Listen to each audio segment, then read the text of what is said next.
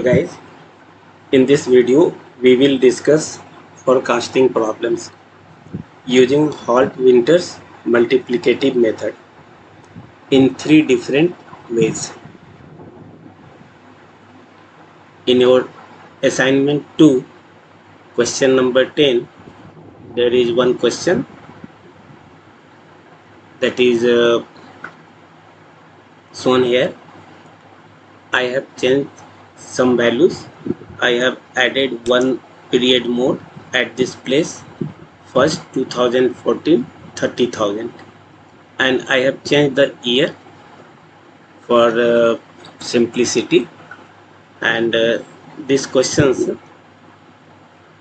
is converted into in this form: period 1 2 3 4 March 2019, 14 is converted into 19, 15 is 20, 16 is 21, and 17 22. To solve this problem, we will use the Holt-Winters multiplicative method that I have already discussed in the previous problem. यहाँ पर इसको समझने के लिए हम एक एक step को करके देखेंगे और किस तरीके से ये काम कर रहा है वो यहाँ पर हम लोग सीखेंगे।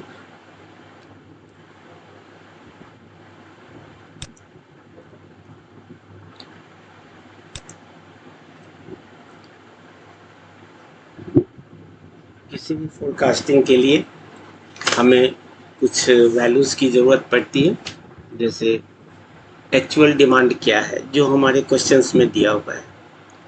देन हम इसके बेस वैल्यू फाइंड आउट करते हैं जिसको हम डिनोट कर रहे हैं LT से।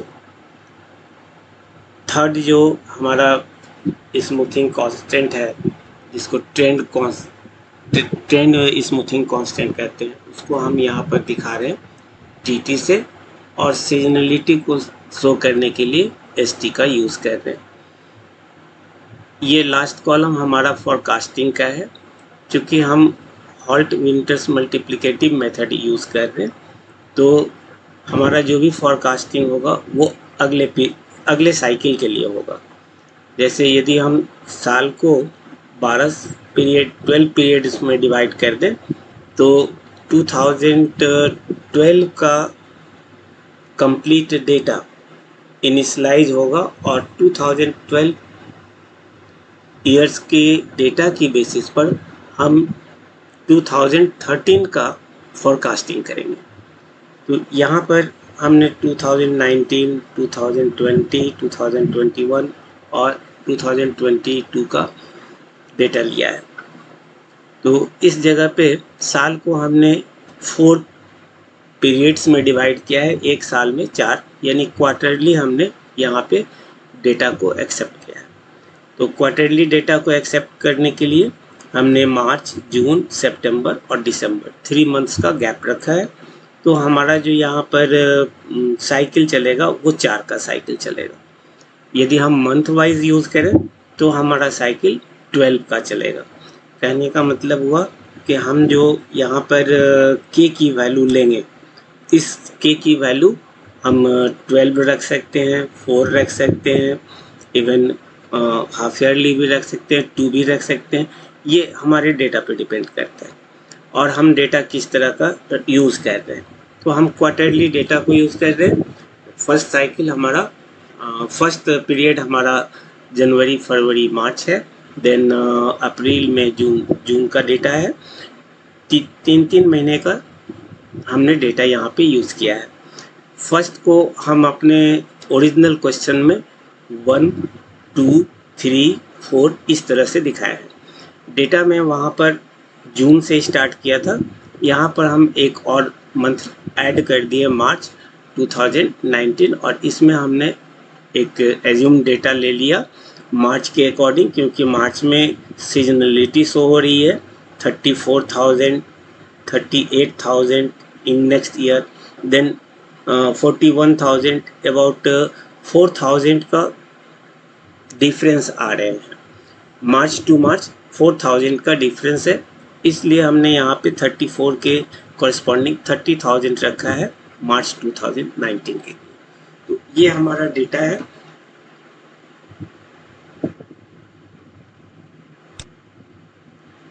ये हमारा डेटा है और इस डेटा की बेसिस पर हमें फॉरकास्टिंग करनी है अगले 4 साइकिल के लिए।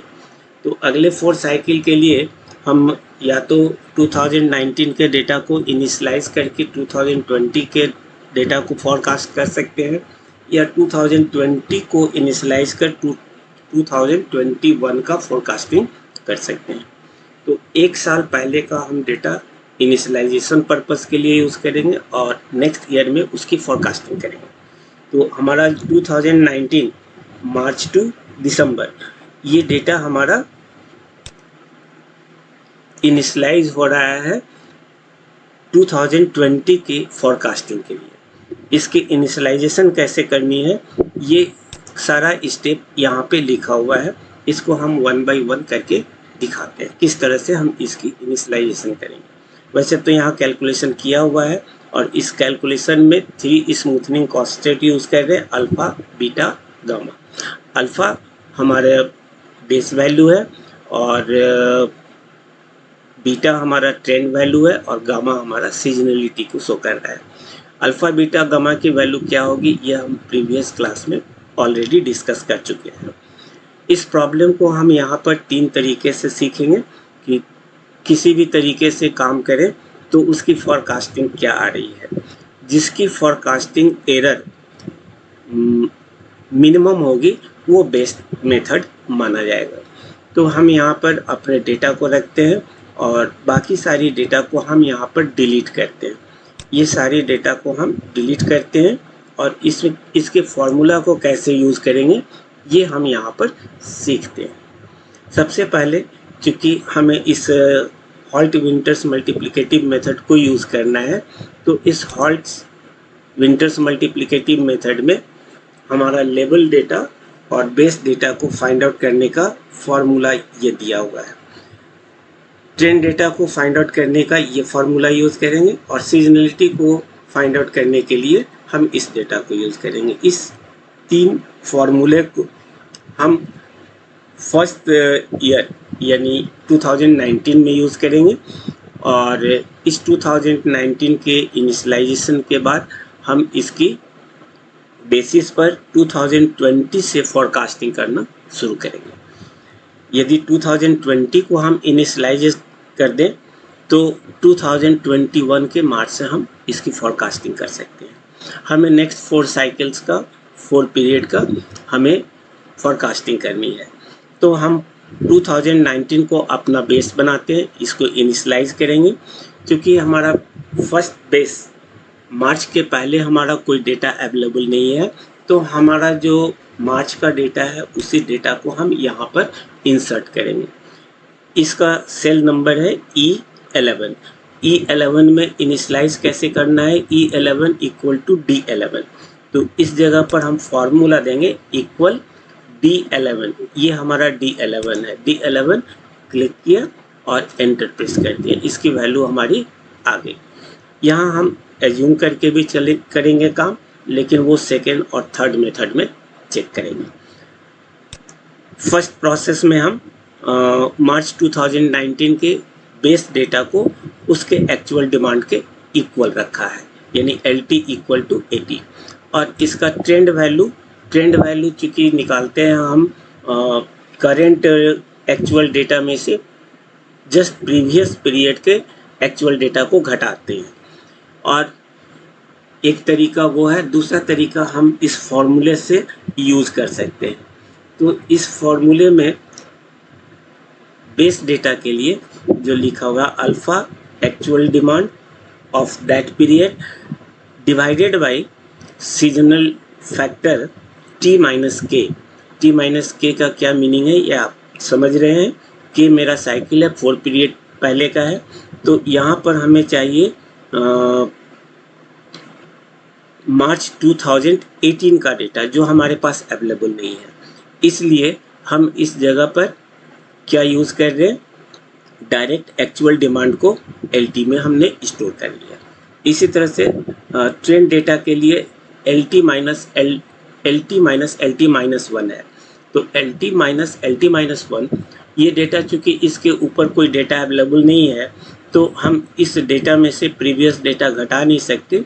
हम ये मान लेते हैं कि इस जगह पर यही प्रीवियस डेटा भी है और करेंट डेटा भी है। तो करेंट डेटा 30,000 में प्रीवियस डेटा 30,000 को घटाए तो इसकी वैल्यू 0 हो जाएगी। हमने यहाँ पे 0 एंटर कर दिया। और सीजनलिटी फैक्टर होती है कि भाई जो इसका वैल्यू है उसका हम रेशियो लेते हैं। तो यहाँ पर सीजनलिटी निकालने के लिए इस फॉर्मूले को यूज़ करेंगे और इस फॉर्मूले में एस टी माइनस के अवेलेबल नहीं होगा, तो हम इस वैल्यू को 1 से इनिशलाइज करते हैं। यही चीज़ हम यहाँ पर सेकेंड स्टेप में लिख रखे हैं। E11 में एक्चुअल डिमांड D11 को रखा है, TT को हमने 0 से इनिशलाइज किया और ST को हम 1 से इनिशलाइज कर रहे हैं। ये हमारा फर्स्ट रो के लिए मार्च 2019 के लिए केवल यूज होगा। अब फॉरकास्टिंग हमारा 2020 मार्च से शुरू होगा। उसके पहले अदर जो पीरियड्स हैं जैसे जून, सितंबर और दिसंबर 2019, इसको कैलकुलेट करेंगे हम इस फॉर्मूले में। अब इस फॉर्मूले में टी की वैल्यू हमने यहाँ पे टी की value first, second, third, fourth period को हटाकर 1, 2, 3, 4 कर दिया समझने के लिए। तो अभी करेंट डेटा S1 का हमें अवेलेबल है, A1, L1, T1 और S1, ये वैल्यू हमें मिल चुका है। अब हमें फाइंड आउट करनी है A2, L2, T2 और S2 कैसे फाइंड आउट होगा।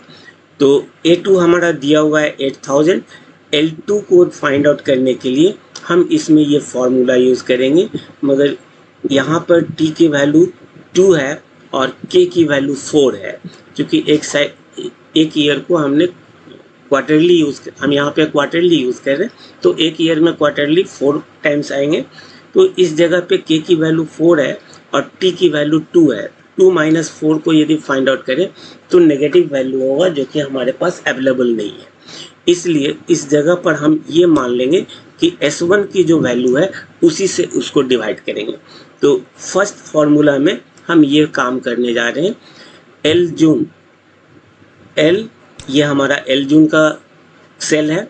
L जून 2019 इक्वल अल्फा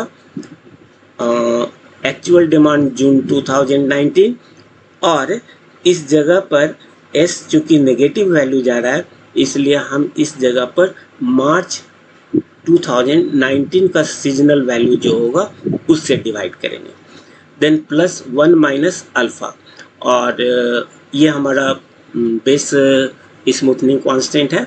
देन L मार्च 2019, इस जगह पे LT माइनस 1 लिखा हुआ है। LT माइनस 1 का मतलब हम जिस पीरियड में हैं उससे एक पीरियड पहले, यानी हम जून का कैलकुलेट कर रहे हैं तो LT माइनस 1 मार्च का वैल्यू यूज़ करेगा। तो यहाँ पर LT माइनस 1 हमारा 30,000 होगा और T माइनस 1, इस T माइनस करेंट T चूँकि हमारा 2 है, तो 2 के लिए हमारा प्रीवियस डेटा यहाँ पर ट्रेंड वैल्यू 0.0 होगा। इसी चीज़ को हम इस फॉर्मूले में यहाँ पर यूज़ करेंगे E12 में। ये हमारा सेल एड्रेस है E12। अब आपको प्रीवियस एक्सेल इंट्रोडक्शन में बताया था कि फॉर्मूला कैसे एंटर करते हैं। फॉर्मूला एंटर करने के लिए सबसे पहले हम यहाँ इक्वल साइन देंगे। इक्वल साइन दे करके वन थिंग मोर, अल्फ़ा की वैल्यू हमने 0.09 रखा है, इसका सेल एड्रेस B4 है, और बीटा की वैल्यू 0.05 ले रहे हैं, ये हमारा B5 में है, और गामा की वैल्यू हम B6 में रख रहे हैं। तो इस वैल्यू को फाइंड आउट करने के लिए यहाँ पे अल्फ़ा की वैल्यू के लिए हमने क्लिक किया B4, और चूँकि B4 हमारा हर एक रो के लिए सेम होगा, इसलिए इसको हमें एब्सोल्यूट रेफरेंस बनाना होगा। और एब्सोल्यूट रेफरेंस बनाने के लिए जैसा हमने बताया था F4 को प्रेस करते हैं। F4 को प्रेस किया, देन अल्फ़ा इनटू के लिए स्टार साइन और फिर एक ब्रैकेट स्टार्ट करेंगे और ब्रैकेट के बाद है ए जून 2019, ए जून 2019, ए जून यानी actual demand of June 2019, that is this value.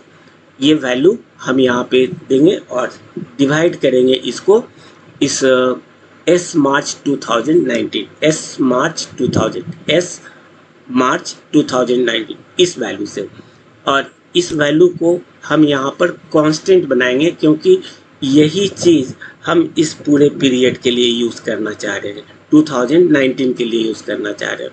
और इसको कांस्टेंट बनाने के लिए यानी एब्सोल्यूट एड्रेस बनाने के लिए हम इसको F4 से प्रेस कर देंगे।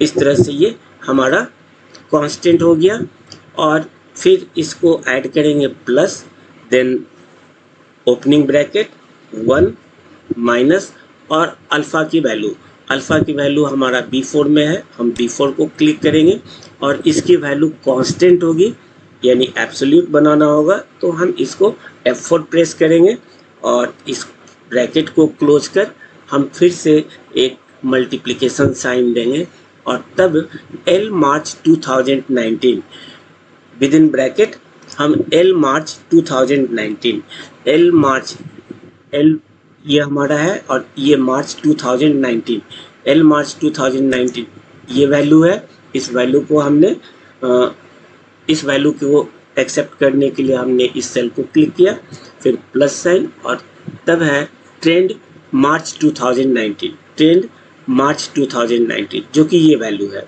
इस वैल्यू को सेलेक्ट करने के लिए यहाँ क्लिक किया और इस क्लोजिंग ब्रैकेट को स्मॉल ब्रैकेट को क्लोज कर दिया। देन हमारा फॉर्मूला कंप्लीट हो गया। इस फॉर्मूले को हमने यूज़ किया है यहाँ पे और इसके कॉरस्पॉन्डिंग ये हमारा कैलकुलेशन हो चुका है। तो इस तरह से हमारा 1 जून 2019 का बेस डेटा कैलकुलेट हुआ। अब इसी तरह से ट्रेंड डेटा को कैलकुलेट करने के लिए जून 2019 में हम इस फॉर्मूले को यूज़ करेंगे। Trend data for June 2019 equal to beta की वैल्यू हमारा B5 में है, तो हम यहाँ पर एक फॉर्मूला एंटर करेंगे इक्वल और इक्वल के बाद देंगे बीटा की वैल्यू B5 में है, इसको क्लिक किया और ये मेरा कांस्टेंट होगा इसलिए इसको हम F4 से प्रेस किया। देन मल्टीप्लिकेशन साइन स्टार और इसके बाद लिखा हुआ है ब्रैकेट में with in bracket L June 2019, L June 2019, L जून 2019 हमारा ये वैल्यू है, इसको हम क्लिक किए, फिर माइनस L मार्च 2019, L मार्च 2019 हमको प्रीवियस डेटा अवेलेबल्स है तो इसको हम यहाँ पे माइनस और इस सेल को क्लिक कर देंगे। तो इस तरह से हमारा ये यहाँ तक का काम हो चुका। अब इसके बाद प्लस साइन देंगे और फिर लिखेंगे with in bracket 1 minus beta. Beta की वैल्यू हमारा B5 में है, B5 को सिलेक्ट किया और इस पर कांस्टेंट एब्सोल्यूट बनाने के लिए F4 प्रेस कर दिया। तो ये हमारा 1 माइनस बीटा की वैल्यू हो गई और इसको हम मल्टीप्लाई करते हैं स्टार T मार्च 2019, T ट्रेंड मार्च 2019, T मार्च 2019। तो इसकी T मार्च 2019 की वैल्यू हमारा ये वैल्यू है, इसको क्लिक किया और इसके बाद इस क्लोजिंग स्मॉल ब्रैकेट को क्लोज कर दिया, एंटर प्रेस करेंगे।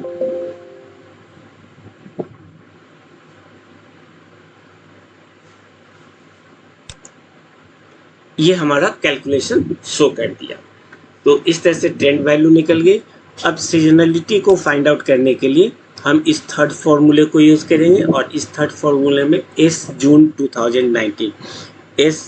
2019 का वैल्यू हम कैलकुलेट करेंगे, जिसमें गामा की वैल्यू चाहिए और फॉर्मूला है इसलिए हम इक्वल साइन देंगे।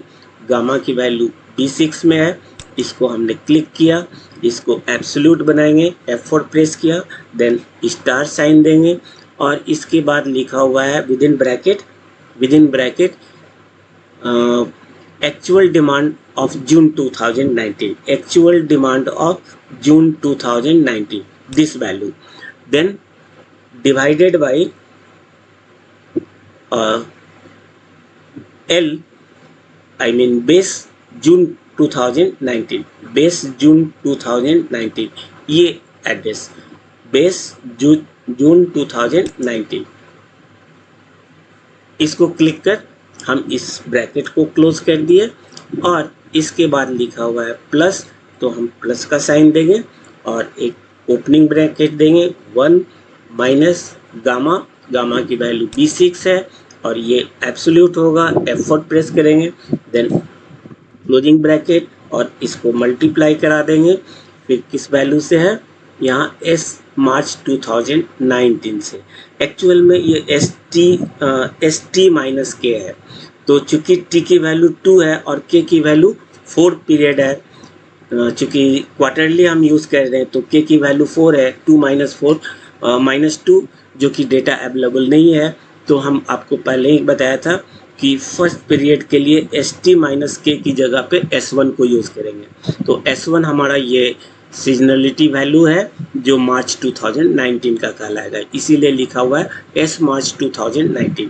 इस S मार्च 2019 को सिलेक्ट करने के लिए इसे क्लिक किया और चूंकि ये कांस्टेंट होगा 2019 में, इसलिए इसको हम एब्सोल्यूट बना दिया बाय प्रेसिंग F4 की, और इसको आप एंटर प्रेस करेंगे तो इसकी वैल्यू कैलकुलेट हो जाएगी। अब यही फॉर्मूला हमारा कॉपी होगा E13 से E14 तक। इस फॉर्मूले को हम कॉपी करेंगे E13 से E14 2019 के लिए। तो इसको यदि हम कॉपी कर दें, कॉपी इस 2 सेल में, तो यहाँ पर कंट्रोल भी प्रेस किया, ये हमारा कैलकुलेशन हो गया। इसी तरह से इसकी वैल्यू कैलकुलेट करने के लिए हम यहाँ पर कॉपी करेंगे और इस दोनों में हम इसको पेस्ट कर देंगे, कंट्रोल भी, और इस फॉर्मूले को हम यहाँ पे कॉपी करेंगे और इस दोनों में पेस्ट कर देंगे, कंट्रोल बी। तो इस तरह से हमारा इनिशियलाइजेशन का काम 2019 की हो गई। अब ये 3 फॉर्मूला सिर्फ प्रीवियस इनिशियलाइजेशन ईयर के लिए यूज़ करेंगे। एक्चुअल कैलकुलेशन के लिए जब हमें फॉरकास्टिंग करनी होगी 2020 में, तो हम इस एक्चुअल वैल्यू को यूज़ करेंगे जिसमें एस टी माइनस के की वैल्यू अब हमें अवेलेबल होगा। तो इस फॉर्मूले को यदि हम यहाँ पे यूज़ करें तो यहाँ पर लिखेंगे इक्वल साइन और फिर लिखा हुआ है अल्फ़ा, अल्फ़ा की वैल्यू हमारा B4 में है, B4 हमारा एब्सोल्यूट होगा, F4 प्रेस किया, देन स्टार लगाएंगे और अब AT, यहाँ पर T की वैल्यू 5 है, तो AT यानी L5 equal to alpha into A5 हमारा ये दिया हुआ है, तो हम विद इन ब्रैकेट लिखेंगे A5 का वैल्यू दिस वन और इसको डिवाइड करेंगे एस टी माइनस के, टी की वैल्यू 5 है और के का वैल्यू 4 है, तो 5 minus 4 that is S1 divided by S1 हमारा कौन सा है, पीरियड 1 का ये वैल्यू। इसको क्लिक किया और इसको क्लोजिंग ब्रैकेट स्मॉल ब्रैकेट को क्लोज कर दिया। ये हमारा इस यहाँ तक का काम हो चुका। फिर इस पर हम प्लस साइन लगाएंगे, प्लस साइन लगाया, then 1 minus alpha 1 minus alpha की वैल्यू हमारी B4 में है, B4 को क्लिक किया और इसको एब्सोल्यूट बनाना होगा तो F4 प्रेस किए और इसको क्लोज कर दिया हमने। देन नेक्स्ट वैल्यू है multiplied with LT minus 1 TT minus 1। यहाँ पर LT माइनस 1 5 माइनस T की वैल्यू 5 है, 5 माइनस 1 दैट इज 4, तो L4 ये यहाँ पर ये 4th पीरियड का L4 ये value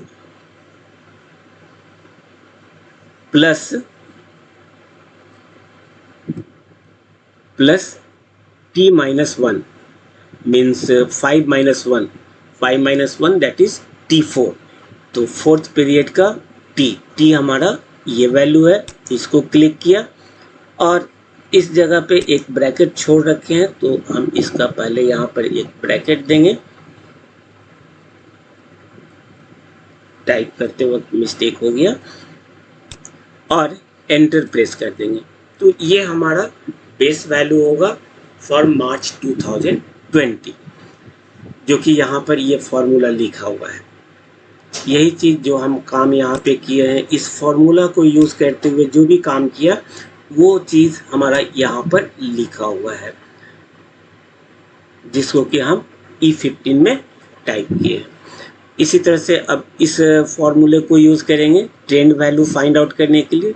trend value for March 2020 मार्च 2020 के लिए ट्रेंड वैल्यू फाइंड आउट करने के लिए आप इस सेकेंड नंबर फॉर्मूले को यूज़ कीजिए, और ये फॉर्मूला हमारा मैच करेगा इस फोर्थ से, क्योंकि इसमें ST-K अवेलेबल नहीं है।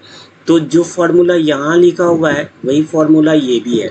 यदि हम इस फॉर्मूले को कॉपी कर दें यहाँ पर तो वही रिजल्ट आएगा। आप चेक कर सकते हैं, इसको हम कॉपी करें यहाँ पर और इसको इस जगह पेस्ट कर दें तो रिजल्ट आपका -14515 आ रहा है। कहीं पे हम इसको लिखते हैं -145.15। ये वैल्यू हम चेक करेंगे फॉर्मूला को एंटर करके। अभी इसको हटा देते हैं, डिलीट करते हैं, और यहाँ हम इस फॉर्मूले को यूज़ करते हैं T March 2020 equal to beta की वैल्यू हमारी B5 में है। इसको क्लिक किया, F4 को प्रेस किए, मल्टीप्लाई किया, और इसके बाद लिखा हुआ है L मार्च 2020, L मार्च का L 2020, यानी ये वैल्यू, इसको हम ब्रैकेट के अंदर रखेंगे। क्लिक किए और इसके बाद लिखा हुआ है माइनस दिसंबर 2019। तो दिसंबर 2019 माइनस दिसंबर 2019 माइनस दिसंबर की वैल्यू 2019, L वैल्यू, ये वैल्यू, इस वैल्यू को हमने यहाँ पे घटा दिया और क्लोजिंग ब्रैकेट लगा दी। Then plus symbol 1 minus beta की वैल्यू हम यहाँ से ले लिए और इसको हमें एब्सोल्यूट बनाना होगा। F4 इसको क्लोज कर दिया और फिर इसकी मल्टीप्लिकेशन होगी दिसंबर 2019 के T वैल्यू से। दिसंबर 2019 के T वैल्यू, दिसंबर 2019 की T वैल्यू, दिस वैल्यू, इससे हमने इसको मल्टीप्लाई कर दिया और एंटर प्रेस करेंगे। देखिए आपका वैल्यू वही है जो हम इस फॉर्मूले को कॉपी किया था, क्योंकि जो फॉर्मूला हमारा चेंज हो रहा है वो सिर्फ लेवल डेटा यानी बेस डेटा का और सीजनलिटी डेटा का फॉर्मूला चेंज हो रहा है, और वो भी फॉर्मूला चेंज हो रहा है इस ST-K की वजह से। इस ST-K में चूँकि K की वैल्यू 4 है और T हमारा 1 to 4 तक नेगेटिव वैल्यू देगा, इसलिए हम इस जगह पर S1 को यूज़ कर रहे थे। तो चूँकि ट्रेंड डेटा में ST-K का कोई फार्मूला नहीं है, इसलिए जो फार्मूला हम इस 2019 में यूज़ किया वही फार्मूला हम 2020 में यूज़ कर सकते हैं, इसलिए इसको कॉपी डायरेक्ट भी कर सकते थे। अब आते हैं हम लोग सीजनलिटी को फाइंड आउट करने के लिए। सीजनलिटी फाइंड आउट करने के लिए हम यहाँ पर इस फॉर्मूले को यूज़ करेंगे। स्टेप नंबर 3 का S March 2020, S March seasonality value for March 2020 equal gamma, तो इक्वल साइन देंगे और यहाँ पर गामा की वैल्यू हमारी इस जगह पे दी हुई है, इसको एब्सोल्यूट बनाया, मल्टीप्लिकेशन साइन दिए। Then seasonal value find out करने के लिए actual demand of March 2020, actual demand actual demand of March 2020 ये वैल्यू, और इस वैल्यू के बाद लिखा हुआ है divided by base data of March 2020, base data of March 2020 यानी दिस वैल्यू, और इसको हम क्लोज कर देंगे। देन प्लस साइन और 1 माइनस गामा, 1 माइनस गामा की वैल्यू हमारा B6 में है, इसको क्लिक किया और इसे एब्सोल्यूट बनाएंगे, F4 प्रेस किए, ब्रैकेट को क्लोज किया और मल्टीप्लिकेशन साइन दिए, देन मल्टीप्लाई किया सीजनल वैल्यू ऑफ मार्च 2019, मार्च 2019 की। तो मार्च 2019 का वैल्यू हमारा ये है, जो कि पहले नहीं अवेलेबल था, अब अवेलेबल है, तो इसको हमने क्लिक कर दिया और एंटर प्रेस कर देंगे। तो इस तरह से हमारा सीजनल वैल्यू निकल चुका। अब इस सीजनल वैल्यू के निकलने पर हम इसकी फोरकास्टिंग कर सकते हैं। फोरकास्टिंग को यूज़ करने के लिए हम इस फॉर्मूले को यूज़ करेंगे, forecast for March 2020 equal to base data of December 2019 और ट्रेंड डेटा ऑफ दिसंबर 2019, इन दोनों को सम कर हम मार्च 2019 के सीजनल वैल्यू से मल्टीप्लाई करेंगे। तो ये काम करने के लिए हम सबसे पहले यहाँ पर इक्वल साइन लगाएंगे और इक्वल साइन के बाद ब्रैकेट में L दिसंबर 2000 बेस डेटा 2019, बेस डेटा 2019 का बेस डेटा यानी ये वैल्यू प्लस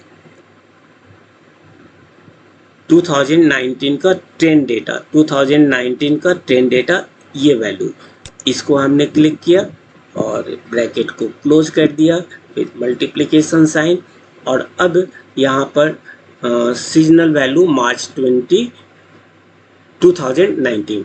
एक्चुअल में इस जगह पे हम इस फॉर्मूले को यूज़ कर रहे हैं,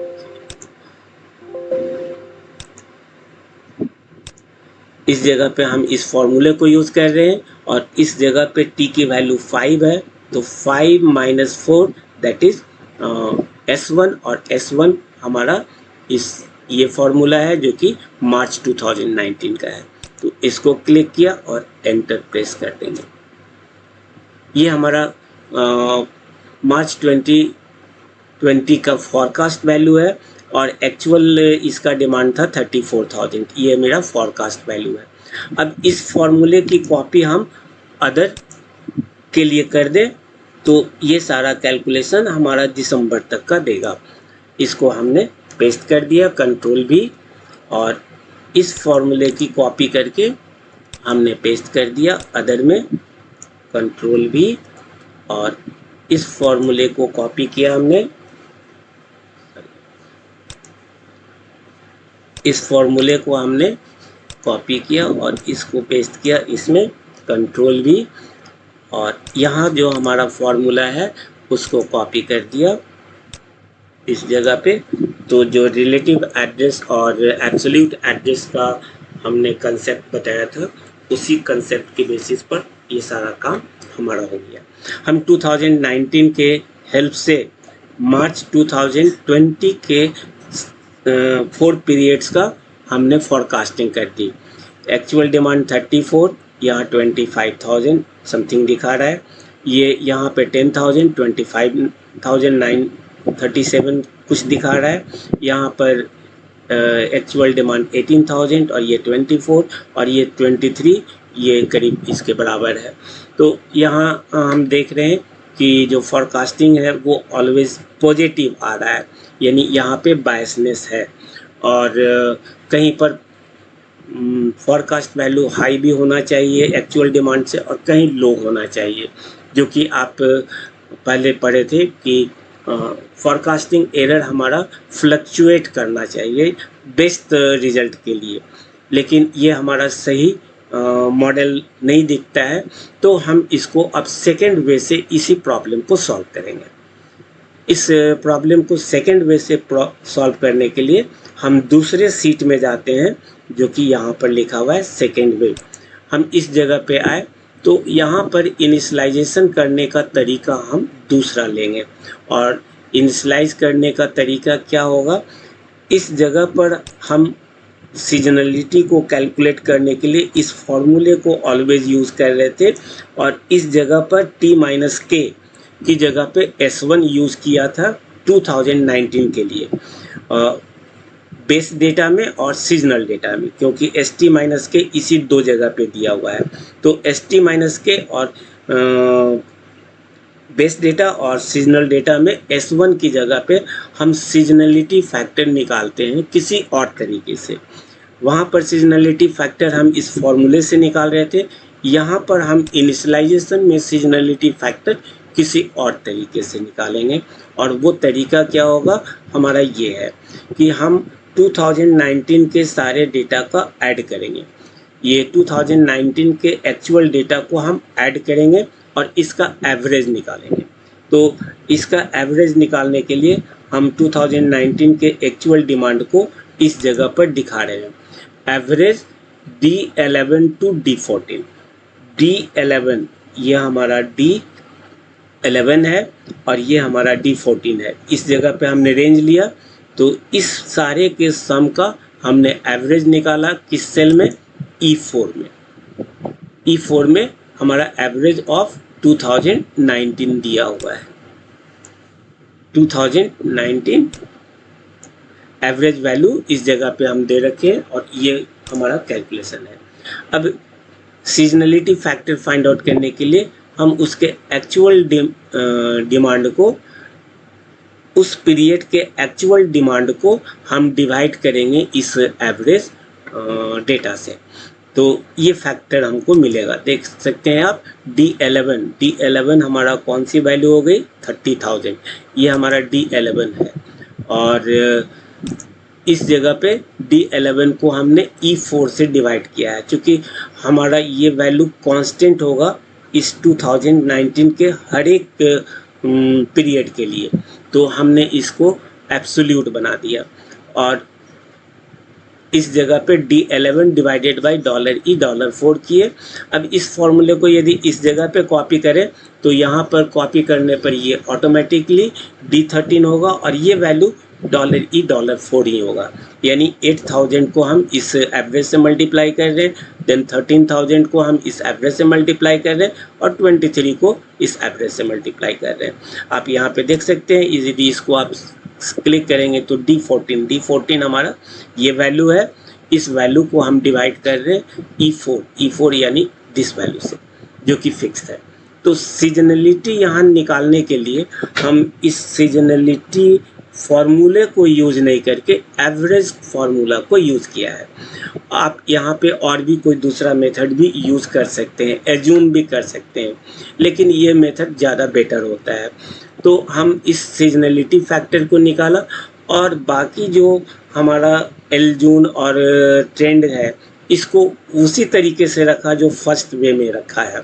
तो फर्स्ट वे में हमने इसको एज्यूम कर लिया था E11 इक्वल टू D11, यानी चूँकि प्रीवियस डेटा अवेलेबल नहीं है तो हम इसका बेस डेटा हम इसी मंथ को मान लिया, और ट्रेंड डेटा चूँकि प्रीवियस डेटा अवेलेबल नहीं है तो इसी को करेंट और प्रीवियस मानकर हम 30,000 में 30 को घटाया, 0 मिल गया।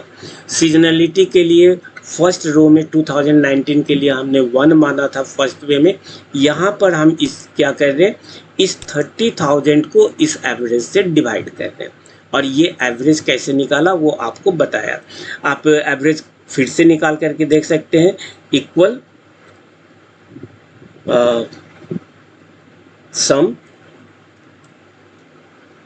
sum from this value to this value and divided by 4 values है, 4 से डिवाइड किया, इक्वल कीजिए, देखिए 18,500 यही वैल्यू यहाँ पे लिखा हुआ है। तो ये चीज़ हम कैलकुलेट कर लिए। ये सम के थ्रू भी कर सकते हैं, एवरेज फंक्शन के थ्रू भी कर सकते हैं। तो हम इसको फिर से कैलकुलेट नहीं करते हैं, इसमें वही फॉर्मूला लगेगा जो यहाँ पर लिखा हुआ है और जिसको हमने फर्स्ट वे में देखा था। तो फार्मूला एंटर करने का वही तरीका होगा और बाकी सारी चीज़ें हम इसको कॉपी कर दिया दिसंबर 2019 तक के लिए। दिसंबर 2019 तक का फॉर्मूला कॉपी करने के बाद हम फॉरकास्टिंग कर सकते हैं मार्च 2020 से। तो मार्च 2020 से फॉरकास्टिंग करने के लिए फिर से हम इसी फॉर्मूले को यूज़ कर लेंगे जो यहाँ पे लिखा हुआ है। आप खुद से ट्राई कीजिएगा, फार्मूला देख लीजिए, ये सब लिखा हुआ है, आप इसको डायरेक्ट यूज़ भी कर सकते हैं, खुद भी यूज़ कर सकते हैं। और इसकी बेसिस पर हमने इस 4 पीरियड का फॉरकास्टिंग किया। इस दोनों जगह पे, दोनों मेथड में हमने एक में सीजनल फैक्टर निकालने के लिए S1 को कांस्टेंट मान लिया था और यहाँ पे हम एवरेज वैल्यू को यूज़ कर रहे हैं। तो ये मेरा तरीका हुआ सेकेंड मेथड में। अब थर्ड मेथड यूज़ करें तो इसको थोड़ा और हम सिंपल बनाते हैं। सिंपल बनाने के लिए क्या है, बेस जब भी हमें मार्च 2020 का कैलकुलेशन करने की ज़रूरत पड़ेगी तो मार्च के पहले हमको दिसंबर का डेटा चाहिए। इसके ऊपर के डेटा से हमें कोई मतलब नहीं है बेस और ट्रेंड में, लेकिन सीजनल फैक्टर में हमको प्रीवियस डेटा से प्रीवियस डेटा का रिक्वायरमेंट है, इसलिए मार्च 2019 से हम इसका सीजनल वैल्यू फाइंड आउट करेंगे। लेकिन अदर वैल्यूज़ जैसे बेस और ट्रेंड डेटा सिर्फ हमको प्रीवियस पीरियड का चाहिए। नेक्स्ट पीरियड के बेस वैल्यू और ट्रेंड वैल्यू को कैलकुलेट करने के लिए हमें प्रीवियस पीरियड का बेस वैल्यू और ट्रेंड वैल्यू चाहिए। तो हम इस दो की वैल्यू दिसंबर 2000 में एज्यूम करेंगे और सीजनल वैल्यू जो कैलकुलेट करने का तरीका हमने सेकंड मेथड में देखा है वही चीज़ यूज़ करेंगे। तो सबसे पहले हम इनिशलाइज करते हैं, अल्फ़ा की वैल्यू वही रखते हैं, बीटा की वैल्यू वही रखते हैं और गामा की वैल्यू वही रखते हैं। एवरेज निकालने के लिए हमने ये तरीका यूज़ किया जो हमारा इस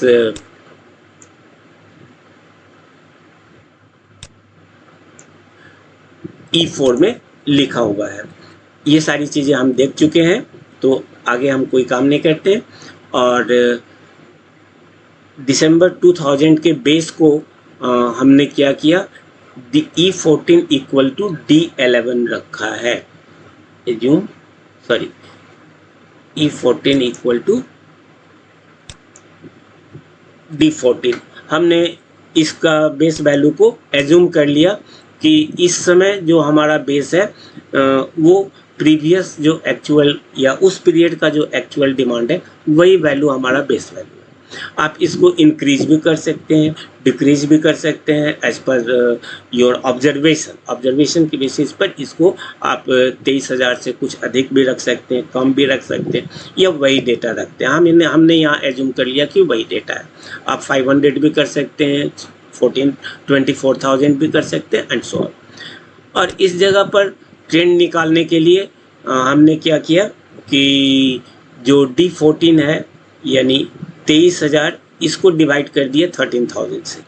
23,000 को 13,000 से डिवाइड करके हमने ट्रेंड वैल्यू लिया। आप इसको डिफरेंस भी ले सकते हैं, जैसा फर्स्ट वे में हमने फर्स्ट तरीके में यूज़ किया था।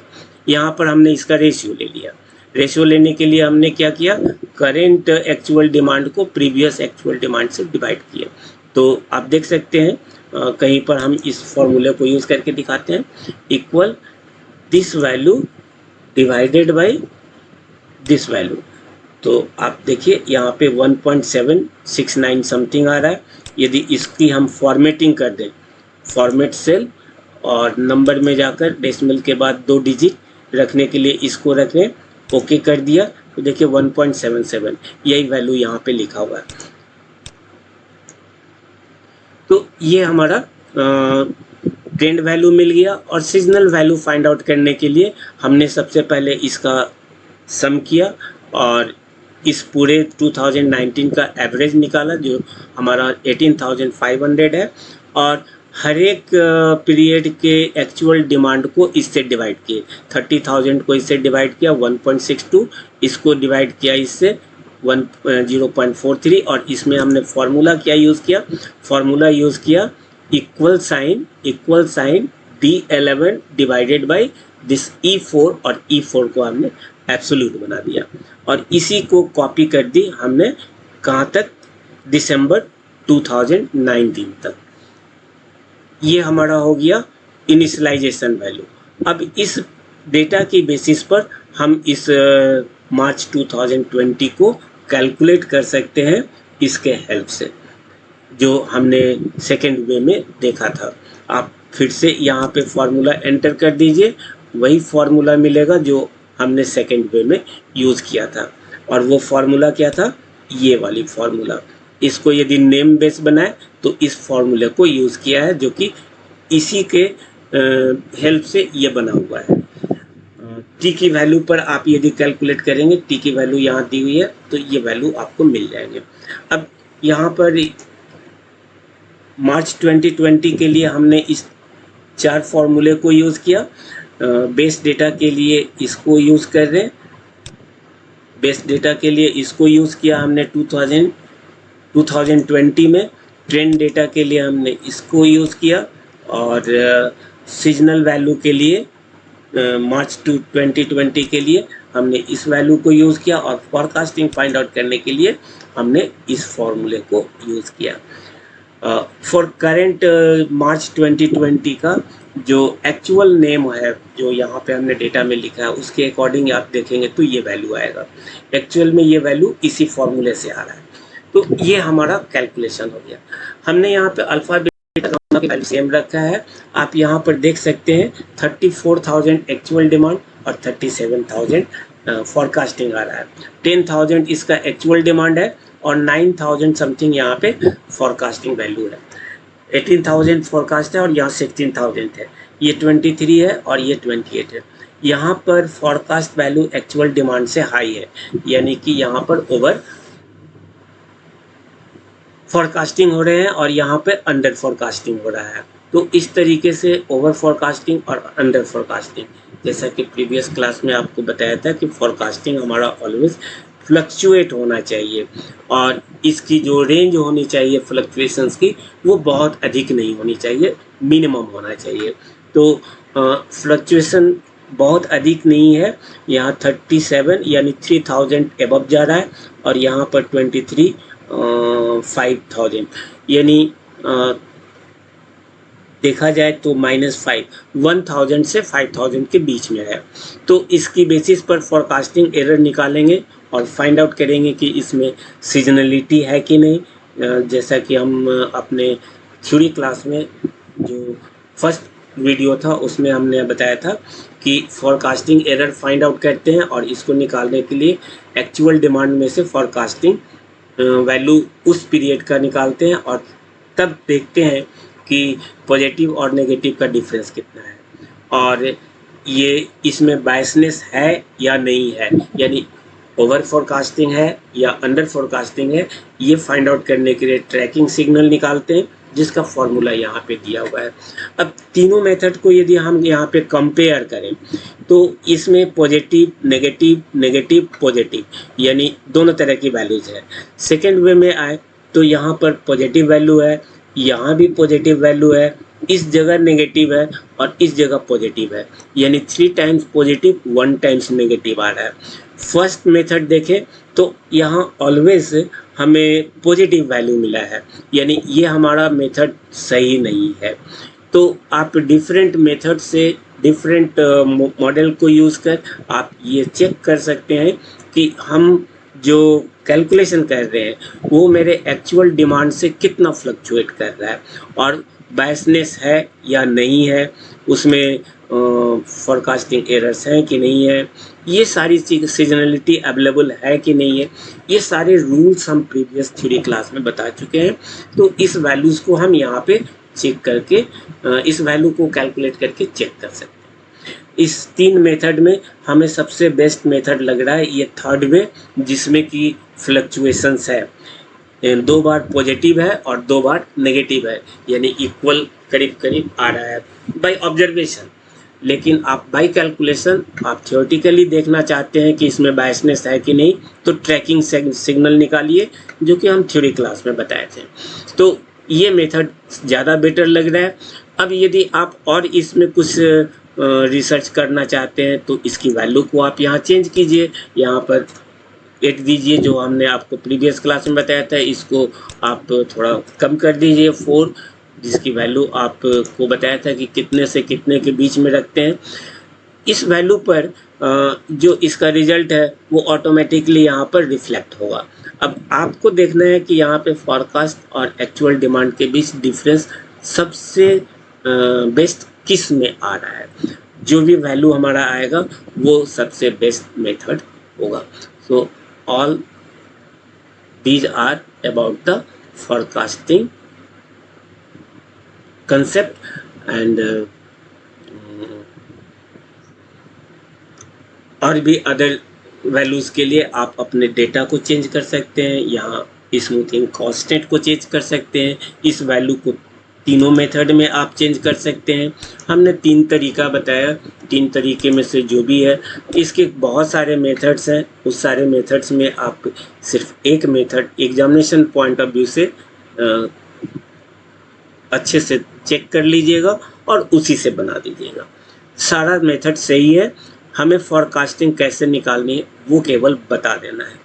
और इस तरीके से इसमें बेस डेटा भी हमको मिल रहा है और रेशियो डेटा भी मिल रहा है। रेशियो डेटा सीजनलिटी जो कि हमारा यहाँ पे halt winters multiplicative method ratio method के लिए है।